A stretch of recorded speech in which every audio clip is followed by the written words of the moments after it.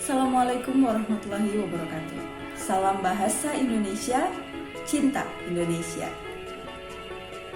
Selamat pagi semuanya. Kembali lagi hari ini kita akan belajar bahasa Indonesia untuk kelas 7 bersama Ibu Tami Mudi Lestari.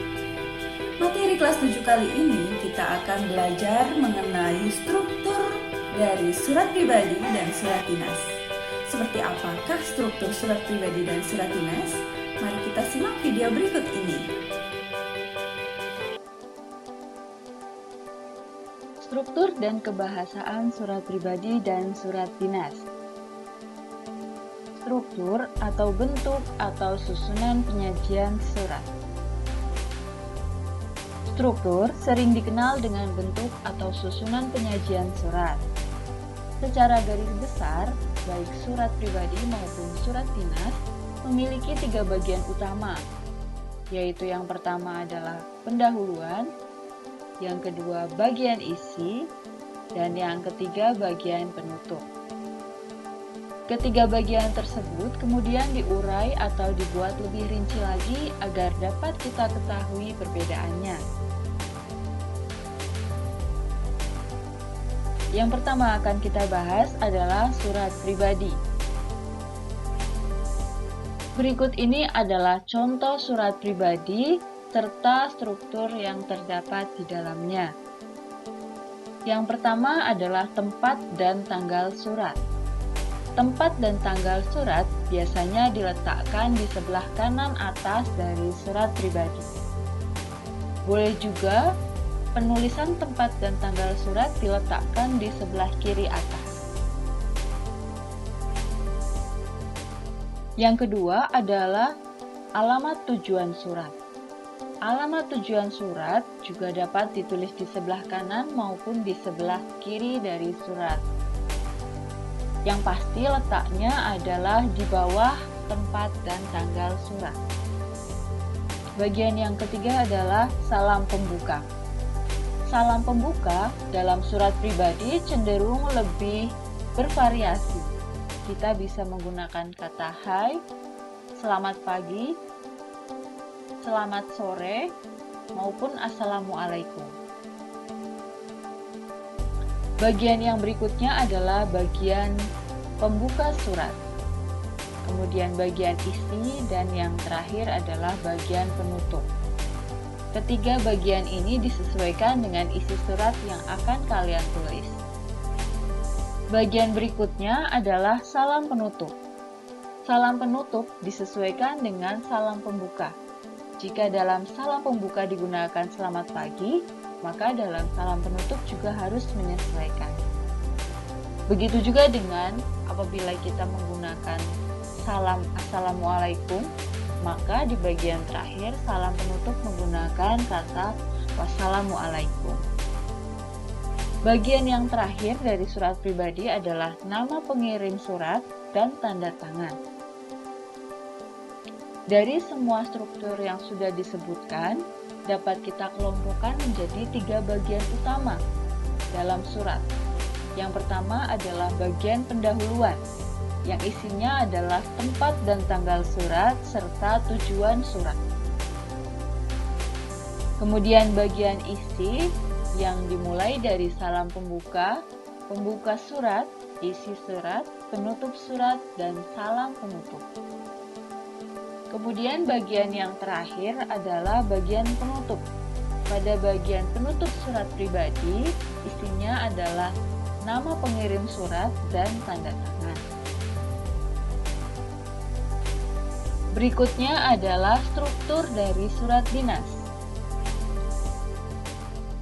Berikut ini disajikan contoh surat dinas beserta struktur yang ada di dalamnya. Di bagian pertama atau di bagian paling atas terdapat kop atau kepala surat. Kop atau kepala surat umumnya berisi nama dari instansi yang mengirim, alamat dari instansi pengirim surat, beserta logo dari instansi tersebut. Kemudian di bawahnya ada nomor dan tanggal pembuatan surat. Nomor dan tanggal pembuatan surat dituliskan sejajar. Berbeda dengan surat pribadi yang mencantumkan tempat pembuatan surat, dalam surat dinas tidak mencantumkan tempat pembuatan surat, melainkan langsung ditulis tanggal pembuatan surat tersebut. Hal ini disebabkan karena alamat pembuatan surat secara otomatis tertuang di dalam kop atau kepala surat. Jadi tidak usah kita tulis di tanggal pembuatan surat. Struktur yang ketiga adalah lampiran. Lampiran ini disesuaikan dengan jumlah lembar atau lampiran yang diikutsertakan dalam surat utama. Misalnya 1 lembar, 2 lembar, 1 bendel, ataupun strip. Penulisan jumlah lembar harus menggunakan huruf kecil dan tidak menggunakan angka. Kemudian di bagian berikutnya terdapat struktur hal atau perihal. Setelah itu ada bagian alamat tujuan surat. Setelah alamat tujuan surat, ada salam pembuka. Kemudian ada paragraf pembuka, paragraf isi, paragraf penutup, dan salam penutup.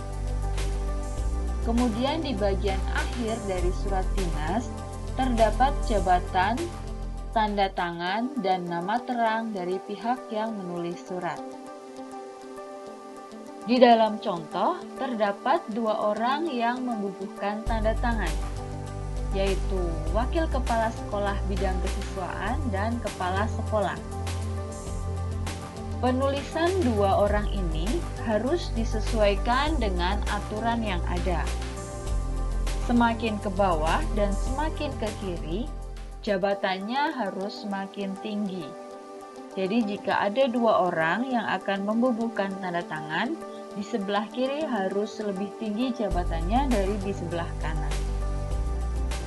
Begitu juga dengan seterusnya, jika terdapat 3 orang yang akan membubuhkan tanda tangan, maka jabatan yang tertinggi dituliskan di paling bawah. Kemudian diteruskan di sebelah kiri, atas, kemudian di sebelah kanan, atas.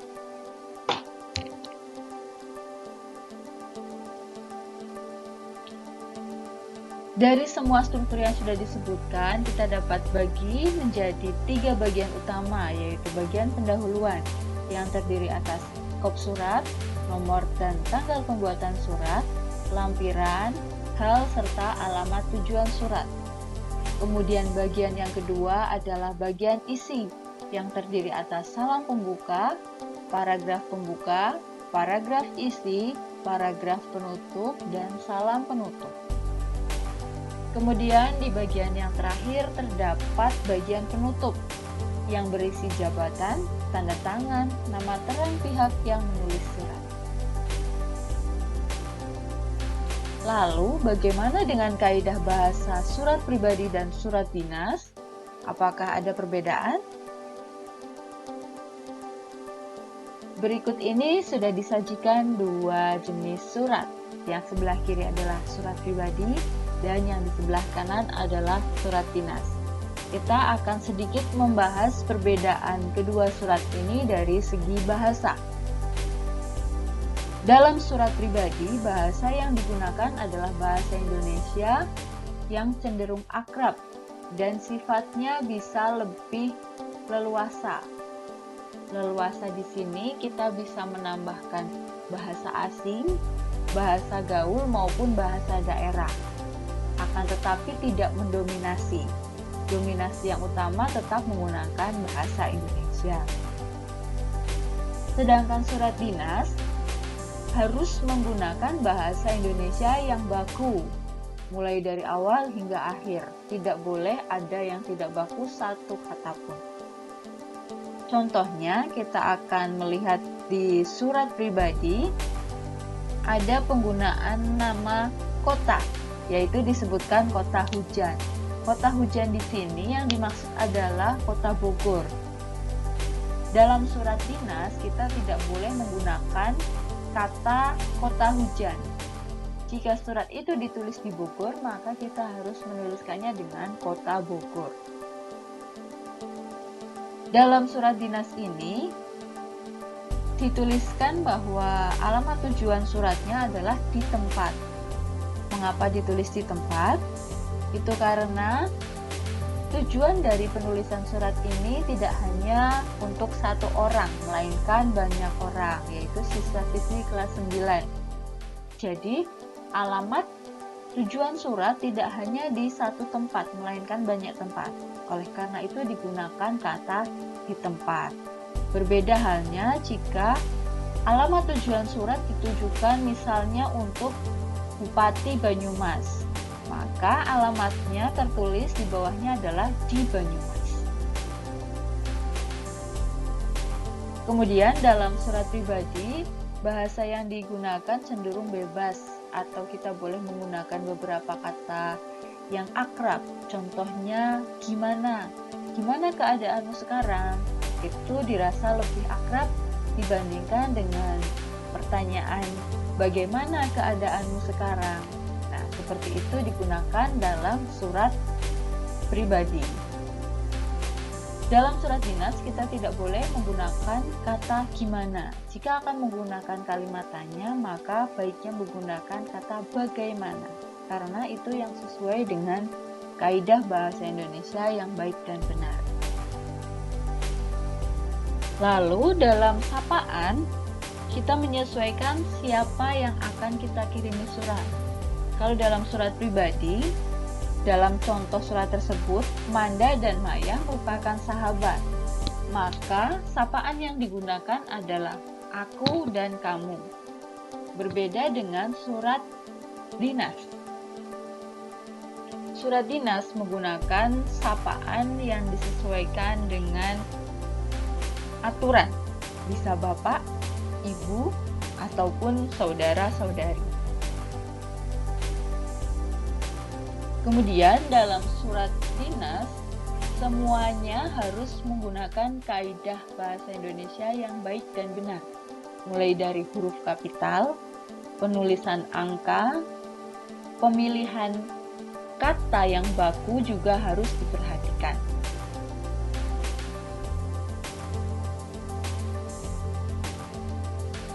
Dari yang sudah kita bahas sebelumnya, dapat kita simpulkan bahwa surat pribadi dan surat dinas harus memenuhi struktur masing-masing.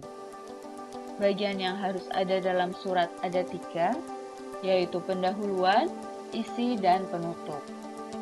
Lalu, surat pribadi dan surat dinas harus memenuhi kaidah bahasa masing-masing.